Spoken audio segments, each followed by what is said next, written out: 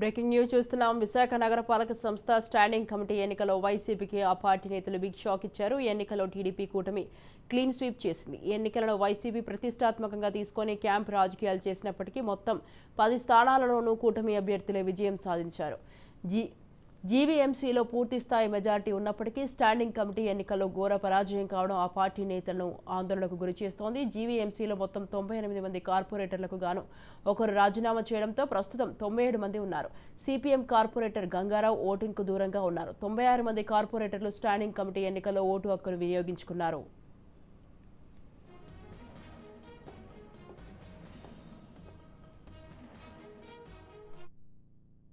జీవీఎంసీలో వైసీపీకి 58 మంది కార్పొరేటర్లు ఉండగా టీడీపీ, జనసేన, బీజేపీ కూటమికి 37 మంది ఉన్నారు.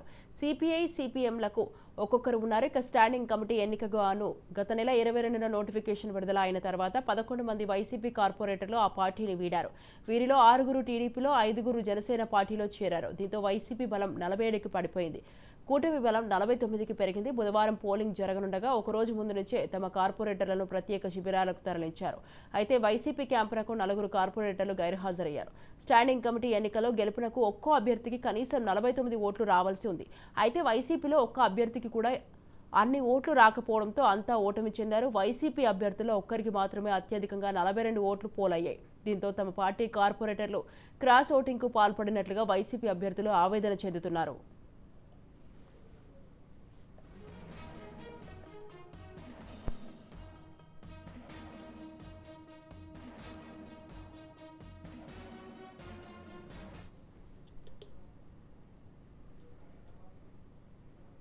విశాఖ నగరపాలక సంస్థ స్టాండింగ్ కమిటీ ఎన్నికలో వైసీపీకి ఆ పార్టీ నేతలు బిగ్ షాక్ ఇచ్చారు. ఈ ఎన్నికల్లో టీడీపీ కూటమి క్లీన్ స్వీప్ చేసింది.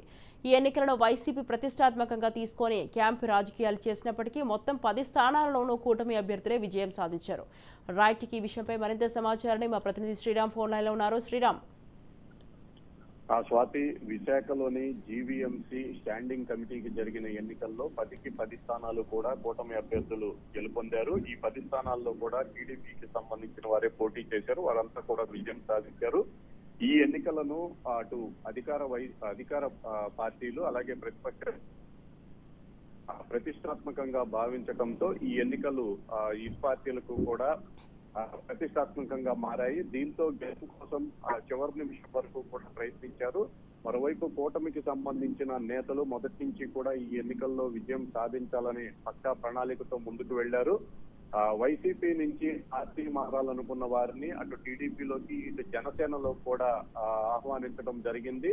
తమతో పాటు ప్రయాణించాలనుకున్న వారు రావచ్చునని చెప్పడంతో దాదాపుగా 15 మంది వరకు కూడా వైసీపీ పార్టీ కార్పొరేటర్లు టీడీపీ జనసేనలో చేరారు. దీంతో జీవీఎంసీలో బలం 47-49గా మారింది. అంటే 49లో 2 ఇండిపెండెంట్లతో పాటుగా 47 కార్పొరేటర్లు టీడీపీ కూటమికి బలం ఉండగా 47 వైసీపీకి బలం ఉంది.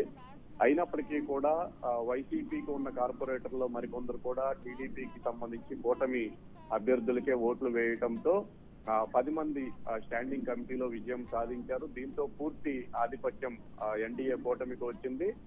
జీవీఎంసీలో ఎటువంటి అభివృద్ధి పనులు చేయాలన్నా కానీ ఈ స్టాండింగ్ కమిటీయే చాలా కీలకంగా వ్యవహరిస్తుంది.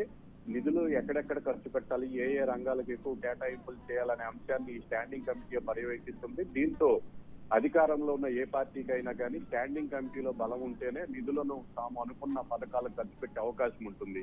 ఈ కోవలోనే ఈ స్టాండింగ్ కమిటీ పైన అధికార ఎన్డీఏ దృష్టి పెట్టింది. ఆ విధంగానే విజయం సాధించింది. దీంతో భవిష్యత్తులో చేపట్టబోయే అభివృద్ధి పనులన్నింటికీ కూడా తాము అనుకున్న విధంగా నిధులు కేటాయించే అవకాశం ఉందని భావిస్తున్నారు. మొత్తానికైతే జనరల్ ఎలక్షన్ తర్వాత జరిగిన ఈ స్టాండింగ్ కమిటీ ఎన్నికల్లో ప్రతిపక్ష వైసీపీకి మరోమారు ఎదురు దెబ్బ తగిలిందని రాజకీయ విశ్లేషకులు అంచనా వేస్తున్నారు. స్వాతి.